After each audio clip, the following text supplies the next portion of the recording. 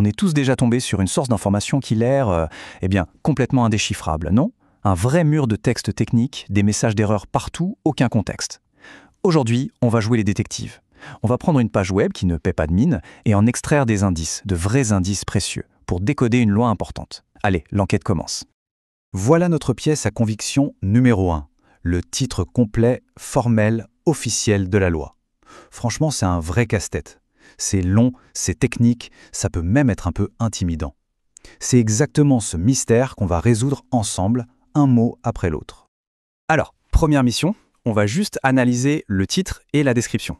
Parce que même les informations les plus simples peuvent cacher des indices vraiment cruciaux sur le but de cette réglementation. Intéressant. La page nous donne quand même une description officielle assez claire. Ce n'est pas juste un numéro en fait.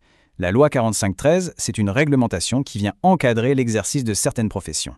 Bon, premier mystère de résolu. On sait maintenant de quoi parle cette loi. D'accord, donc la loi encadre des professions. Mais lesquelles exactement?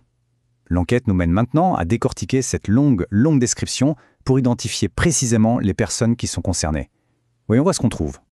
Et voilà, on a nos 3 domaines principaux, la rééducation, la réadaptation et la réhabilitation fonctionnelle. Rien qu'en décomposant le titre, on obtient notre première preuve solide sur le champ d'application de la loi. Ce sont ces professions-là qui sont au cœur de la réglementation. Bon, on sait le quoi et le qui. Maintenant, il est temps de creuser un peu plus. Cette page web, même avec toutes ses imperfections, pourrait bien nous révéler ses secrets les mieux gardés. Regardez-moi ce message d'erreur. On pourrait juste l'ignorer, le balayer d'un revers de main, mais en fait, c'est un indice crucial. Ça nous dit que cette page n'est pas une publication officielle bien propre, c'est plutôt une ressource technique un peu brute. Il faut donc regarder au-delà de ce bruit pour trouver la vérité. Voilà la question qui commence à nous hanter. On sait ce que la loi réglemente, d'accord? Mais quelle est sa vraie nature juridique? Et surtout, où est-ce qu'il se cache ce fameux texte intégral? Le plus grand indice est là, juste sous nos yeux. Un seul mot, comme ça, isolé sur la page, d'haïr. Ça pourrait paraître anodin, mais dans une enquête, chaque détail compte. Qu'est-ce que ça peut bien vouloir dire? C'est peut-être la clé qui va absolument tout changer. Et là, c'est le moment Eureka. Un daïr, c'est un décret royal marocain. C'est incroyable.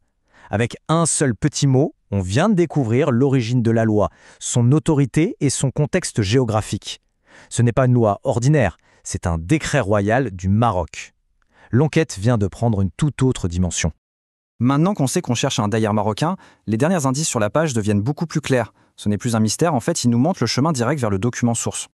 Juste en dessous de téléchargement, on trouve ce nom de fichier. Projet-loi- ça indique qu'il s'agit d'un projet, d'une version de travail.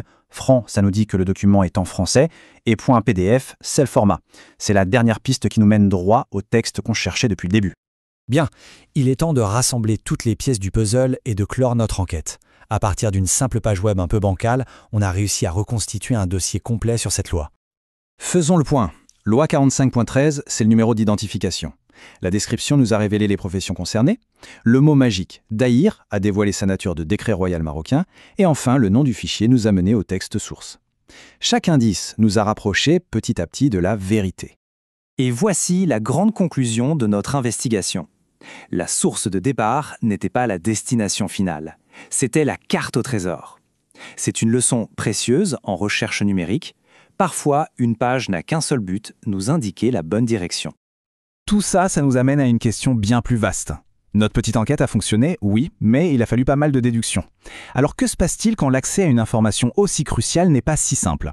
Quelles sont les conséquences réelles pour les gens qui, eux, doivent s'y conformer au quotidien? C'est une réflexion qui va bien au-delà de cette simple page web, évidemment.